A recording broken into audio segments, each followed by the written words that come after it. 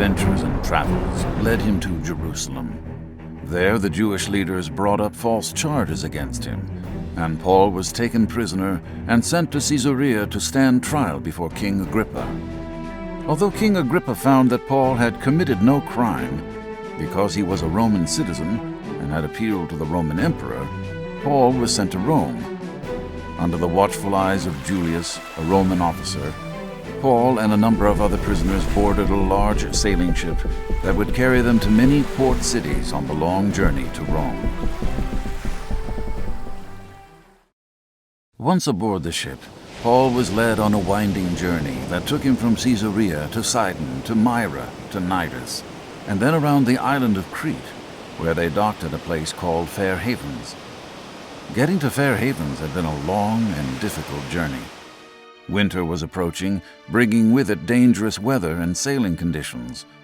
Paul pleaded with the sailors and officers to stay on Crete. Paul warned them, "Continuing this journey will bring disaster to our ship, cargo, and our own lives. We should remain here." Despite Paul's warnings, the officer in charge was persuaded by the ship's captain to find a safer place on the island of Crete where they could spend the winter. Soon after they set sail, what was a gentle breeze turned into hurricane-force winds that blew their ship far off course and out into the open sea. The sailors tried to control the ship, but nothing they did could put them back on course. Exhausted, the sailors secured the ship as best as they could with ropes, and then let the storm drive them wherever it pleased. For many days, the ship sailed on raging seas under the black skies of the storm that blotted out the sun and the stars. Exhausted and starving, everyone on board began to lose hope that they would survive this voyage.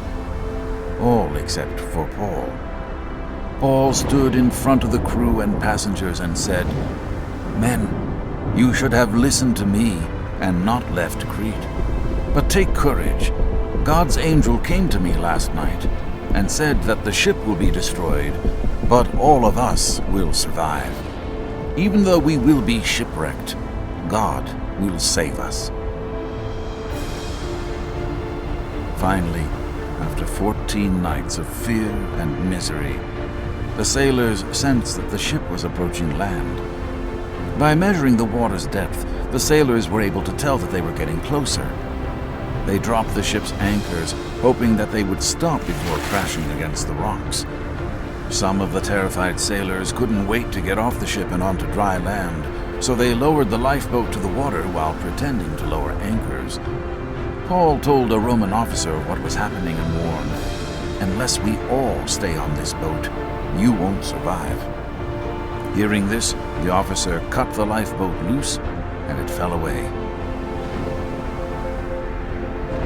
Before the sun came up the next day, Paul urged everyone to eat, so they would have strength to survive the events that would take place that day. Everyone on board knew that their voyage would end with a shipwreck. Paul could see the fear and concern on their faces, so he offered them encouragement by reminding them that God said everyone on the ship would make it safely to shore. Paul then took some bread and gave thanks to God in front of the crew and passengers. He broke it into pieces and then began to eat. Everyone on board ate until they were full, and they were strengthened and encouraged. At daylight, the sailors decided to run the ship aground. They cut away the anchors and aimed the ship for the beach. The ship slammed into a sandbar that was still a bit off the island shore. The ship wouldn't budge out of the sand, and the waves began to smash what was left of the ship into pieces. The Roman soldiers wanted to kill the prisoners to stop them from swimming away and escaping. But one soldier, who wanted to spare Paul's life, stopped the others from carrying out their plan. Some prisoners jumped overboard and swam ashore, while others survived by clinging to broken pieces of ship. In the end, everyone made it safely ashore on the island of Malta.